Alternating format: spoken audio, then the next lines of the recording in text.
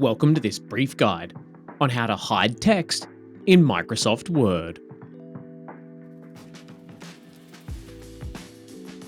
Have you ever found yourself wrestling with a Word document, wishing you could just hide a certain part of it? Maybe you're a teacher creating a quiz and you don't want the answers visible, forcing you to manage two separate files, the questions and the answer key. These little frustrations can waste time and create unnecessary stress. So what if I told you that Microsoft Word has a fantastic built-in feature that solves all these problems? Well, it does. And today, I'm going to show you exactly how to use the hidden text feature. Right, let's dive straight in with the most important step, how to actually hide your text. The great thing about this feature is its subtlety. It allows you to make any amount of text, from a single character to entire pages, completely invisible without deleting it. This means that the information is always safe and recoverable. First, you need to tell Word what you want to conceal. I'm going to do this by moving my cursor to the start of the second sentence, clicking the left mouse button and dragging it across the text. You can see it's now highlighted, which tells us it's selected and ready for a command. Now with the text selected, we'll direct our attention up to the ribbon at the top of the page. Make sure that you are on the Home tab, which is usually the default. What we're looking for is the font group. That's the section with all the familiar tools like bold, italic, and font size. In the bottom right corner of that group, you'll see a tiny icon, a little square with an arrow.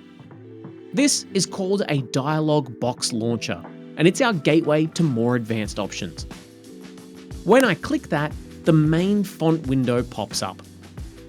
This gives us total control over our text. You'll see a few sections here, but the one we need is right in the middle, under the heading Effects. You've probably seen things like strike-through and superscript here before, but just beside them is the one we want, a checkbox labelled Hidden. It's usually unticked by default. I'm going to go ahead and tick that box now. See that little tick appear? That is all we need to do. Once that's ticked, we just need to confirm the change by clicking the OK button at the bottom. And watch the screen. Just like that, our text is gone. The sentence that we had selected has completely vanished. It is important to remember though that it hasn't actually been deleted. It's still stored within the document's data, it's just no longer being displayed on the screen. It's basically our little secret. Okay, so you've hidden your text. That's great, but it's a bit useless if you can't ever see it again. So let's take a look now at how to reveal what you've hidden. And don't worry, your text isn't gone forever, and bringing it back into view is even easier than hiding it. We're again going to look at the Home tab on the ribbon. This time though, I want you to find the paragraph group, which is the one right next to the font group. This is where you find your alignment and bullet point options. In this section, there's a button that looks kind of like a backwards letter P. This symbol is technically called a pilcrow, and it's the button to show and hide the paragraph marks. This button is basically the master toggle for all of Word's invisible formatting characters. You can think of these as things like spaces, tabs, and paragraph breaks. But it also has one more very important job. It reveals any text that has been formatted as hidden. So I'm going to give it a single click now. And there it is. Our sentence is back, right where we left it. But notice that it looks a little bit different right now. It has a faint dotted line underneath it. This underline is incredibly important. It's Word's visual cue to you that this text is only visible because the formatting marks are turned on. It's basically a constant reminder that this piece of text is still hidden and will vanish again. Because this is a toggle switch, all you have to do to hide the text again is click the very same button. So I'll click it again, and the text disappears. Click it on, it's there for you to read or edit. Click it off, and it's concealed again. You can flick this on and off as many times as you need without ever affecting the text itself. Now, let's talk about one of the most powerful aspects of this feature: printing. By default, Word operates on a very logical assumption. If you hid something, you probably don't want it appearing on a physical printed page. So let's confirm this. I'll head over to the Print Preview section by going to File in the top left and then selecting Print. Here in the preview pane on the right, you can see exactly what will come out of the printer. And as you can see, only our first sentence is there. The hidden text is nowhere to be found. This is perfect if you're printing a worksheet for students, for example. But what if you want to print a teacher's version that has the answers too? We need to override this default setting. And to do that, we need to go into Word's main control panel. So let's go to File again, but this time we'll go all the way to the bottom and click on Options. The Word Options window can look a little bit intimidating at first, but I assure you it's very logical. On the left-hand side, there is a list of categories. What we need is the Display category, as it controls how things are displayed on screen and in print. So I'll click that now. Now on the right, we need to look for the Printing Options section. Inside this section is a list of checkboxes, and the one we're looking for is Print Hidden Text. It's as simple as that.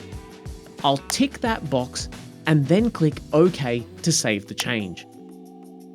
We've basically just given Word a new instruction for this document. So now let's see the result. I'll go back to File and click on Print one more time. And look at the print preview now. Voila! Our hidden text is now fully visible and will be included on the printed page. This is the magic of this feature.